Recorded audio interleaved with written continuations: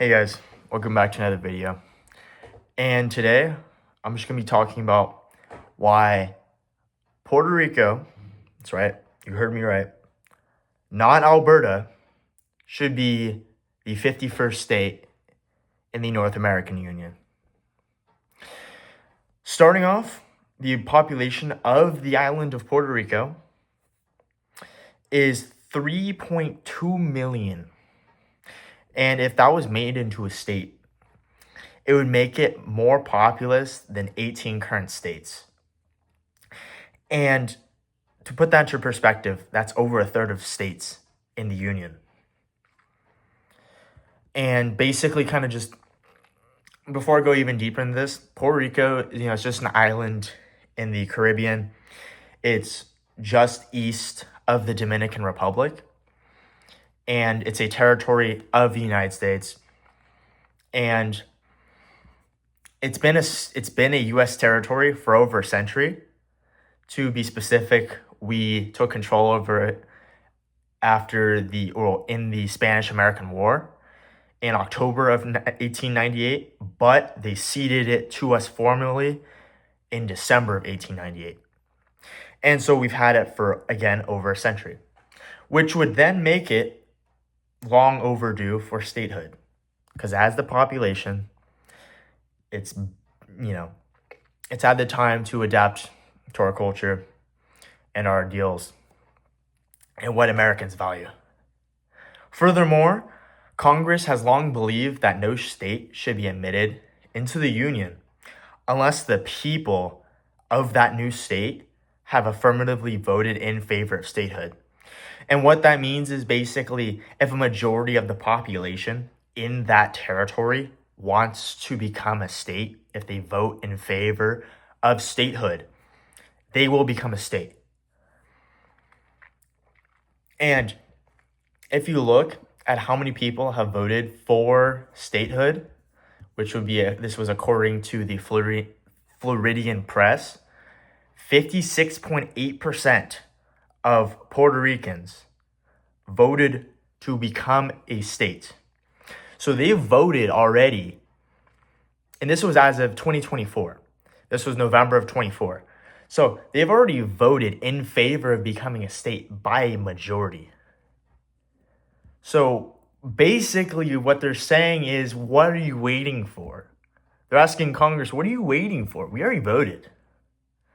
And so, not to mention that denying Puerto Rico's request to join the United States would be a violation of their popular sovereignty, not to mention that there's actually a House resolution that provides for Puerto Rico to be added into the Union as a state immediately. It's called House Resolution 1965. This doesn't even mention that Puerto Rico also has a mature government structure, which what this means is the governmental structure is pretty similar to what we see in our states than a traditional, territorial government that would exist in the 1800s. What this means is that it would make it really easy to admit it into the Union because you didn't have to change that much. You won't have to change the constitution of the territory to make it a state, and evidently it would make it much easier to admit the territory of Puerto Rico as a state, or into the Union as a state. And lastly, according to legislativeprocedure.com, it is highly unlikely Congress would admit Puerto Rico into the Union absent a bona fide majority. And again, 56.82% of Puerto Ricans voted for statehood. So we're waiting on you, Congress. What are you doing? The people have voted. It doesn't take that much effort.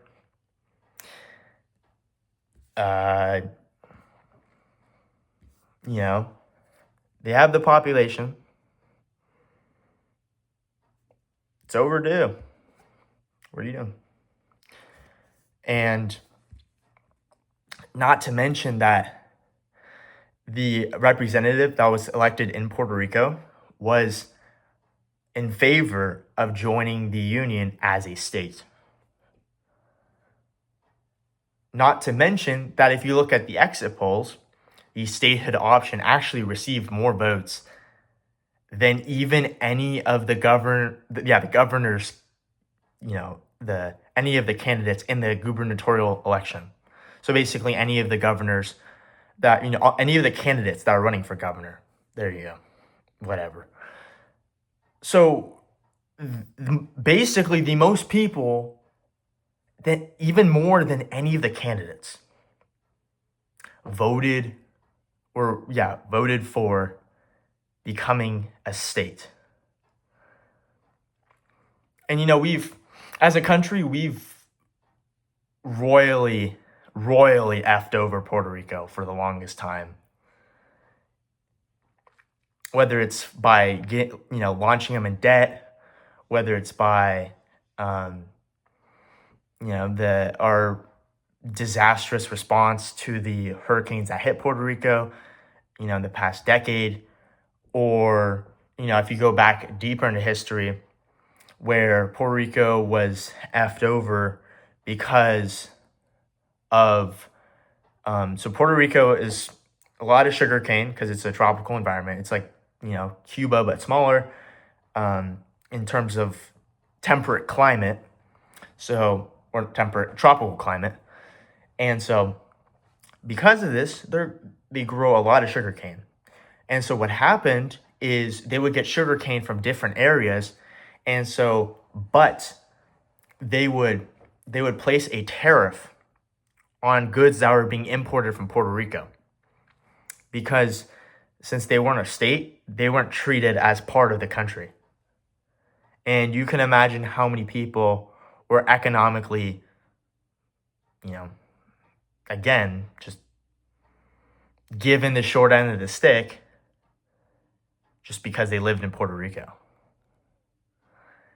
And some people say, oh yeah, well, Puerto Rico's in a lot of debt and all that stuff. Puerto Rico's $2 billion in debt, which, sure, it sounds like a lot. And if you think about it, $2 billion is a lot of money, but we're $37 trillion in debt. Last time I checked, you compare 2 billion to 37 trillion, we can absorb that. Think about it. It's what? I don't know. It's not even 1%. It's not even 1% of our GDP. There's no excuse not to. There really isn't. And so again, one last thing I have to say is Puerto Rico, not Alberta, should be the 51st state. And that is exactly why. Anyways, if you guys enjoyed this video, appreciate your time. Thank you for watching. And yeah, the drill. I'll see you in the next one. Thank you very much, and have a great rest of your day. And ultimately, take care.